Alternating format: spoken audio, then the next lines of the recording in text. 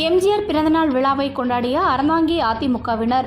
புதுக்கோட்டை மாவட்டம் அறந்தாங்கி அதிமுக நகரக்கழகம் சார்பாக அறந்தாங்கி எம்ஜிஆர் சாலையில் உள்ள எம்ஜிஆர் சிலைக்கு அறந்தாங்கி அதிமுக நகர செயலாளர் ஆதிமோகன் தலைமையில் மாலை அணிவித்து பொதுமக்களுக்கு இனிப்புகள் வழங்கி கொண்டாடினர். இந்த நிகழ்ச்சியில் அதிமுக நகர பொறுப்பாளர்கள் என பலர் உடனிருந்தனர்.